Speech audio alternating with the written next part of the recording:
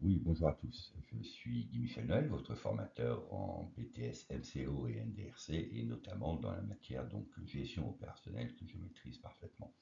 Aujourd'hui, nous allons voir comprendre le chiffre d'affaires. Donc le plan de la séance, c'est tout d'abord qu'est-ce qu'un chiffre d'affaires, son inscription dans les comptes de l'entreprise. Nous rappellerons la TVA et nous ferons une synthèse pour les attendus du jury.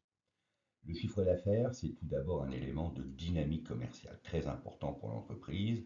La définition précise, c'est le volume de toutes les ventes réalisées hors taxe et durant une période précise.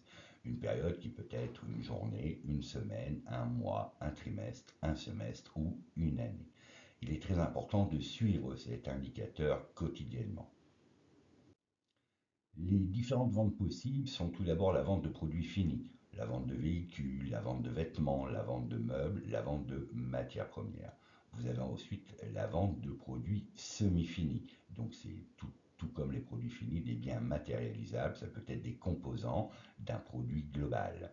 Vous avez aussi la vente des services. Ce sont des biens non matérialisables, par exemple des prestations d'avocats, de comptables, de formateurs, des services intellectuels ou bien les deux. Vous pouvez vendre des produits et vendre des services. C'est par exemple le cas de vente d'ordinateurs où le fabricant va vous assurer une maintenance. Il a vendu un ordinateur et il vous vend la prestation de maintenance. Il est important de savoir que toutes les ventes sont enregistrées hors taxe. La matérialisation des ventes se fait principalement par une facture. Vous retrouverez dans ma vidéo Facture et avoir comment on définit, quelles sont toutes les mentions obligatoires pour effectuer une facture qui est un élément très important. C'est un élément obligatoire qui trace le client, le bien que vous avez vendu et qui prouve que votre activité est légale. C'est une pièce naturellement juridique aussi. La facture donc très importante. Comme je le disais, les mentions légales à mettre dessus, donc une facture peut être soit établie comme à gauche, vous voyez sur le schéma, ou bien un simple ticket de caisse.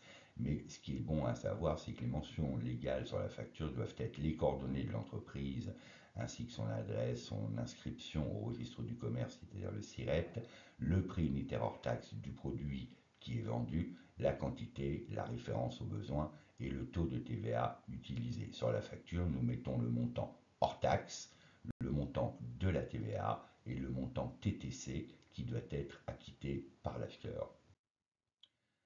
La facture est enregistrée dans le compte de résultat. Le compte de résultat qui est un élément de dynamique de l'entreprise, une photographie annuelle de l'entreprise, qui s'inscrit dans les produits d'exploitation. Les produits d'exploitation sont liés à l'activité propre de l'entreprise. Et j'ai bien répété, on l'inscrit hors taxe. La TVA sur les ventes, pourquoi nous inscrivons hors taxe le chiffre d'affaires? Parce que la TVA, tout d'abord, elle n'appartient pas à l'entreprise.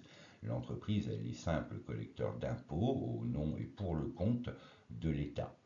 Raison pour laquelle nous ne l'inscrivons pas dans nos comptes, notamment le compte de résultat. Plusieurs taux de TVA, 5%, 10%, 20%, en fonction de l'activité de l'entreprise. Le rappel des attendus du jury, c'est tout simplement que vous sachiez la définition précise de ce qu'est un compte de résultat d'une part, mais aussi du chiffre d'affaires. Comment se réalise-t-il? Les mots-clés à retenir, chiffre d'affaires naturellement produit.